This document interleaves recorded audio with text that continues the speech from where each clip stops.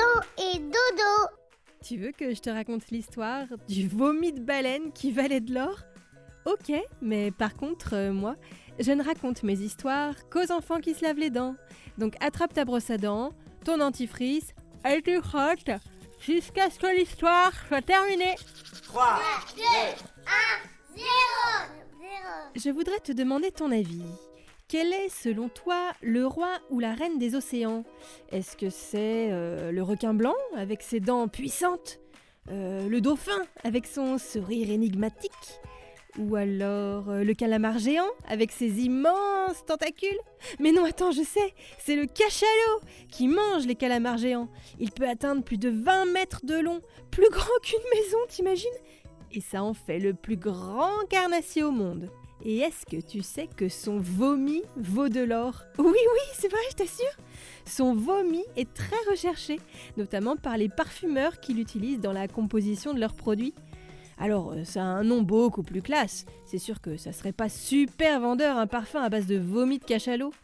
Ça s'appelle l'ambre gris. C'est plus chic. Et ça coûte une fortune. Bah oui, on n'en attrape pas tous les jours du vomi de cachalot. Eh bien, figure-toi que des pêcheurs yéménites, c'est un pays qui se trouve entre l'Inde et l'Afrique, vont devenir millionnaires grâce à ça. Ils ont récupéré le corps d'un cachalot qui était mort et à l'intérieur de son estomac, ils ont trouvé 127 kilos de vomi.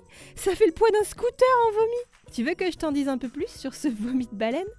Ok, mais avant, j'ai une devinette pour toi. Est-ce que tu sais quel est le sens de l'expression « avoir une dent contre quelqu'un » ? Tu donnes ta langue au chat ? Je vais te donner un petit indice. Ça ne veut pas du tout dire que tu as récupéré la dent de quelqu'un. En fait, ça signifie que tu en veux à cette personne. Par exemple, tu as une dent contre ton petit frère qui a cassé ta sculpture en pâte à sel, ou tu as une dent contre ton chien qui a mangé ton jouet préféré. Oh, c'est pas cool ça. Bon, venons-en au point le plus intéressant de l'affaire, et la réponse à la question que tu te poses sans doute depuis le début de cette histoire. Mais bon sang de bois, à quoi ressemble du vomi de baleine ? Eh bien, figure-toi que ça n'est pas du tout dégoûtant. En fait, ça ne ressemble pas à du vomi classique, mais plutôt à de la terre agglomérée ou un genre de gros cailloux à forme bizarroïde dans les tons gris, marron, beige, un peu comme les pierres qu'on peut ramasser à la plage.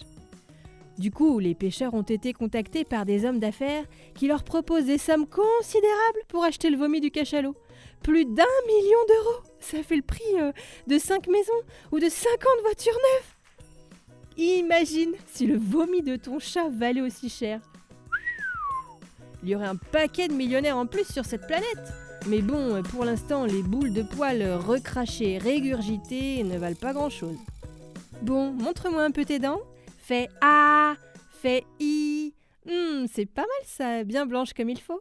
Tant pis pour vous les caries. Allez, maintenant, au lit. Je vais pas aller me coucher. Retrouvez Les Dents et Dodo et tous les podcasts BFM TV sur bfmtv.com et sur toutes les plateformes de streaming. C'est un podcast BFM TV.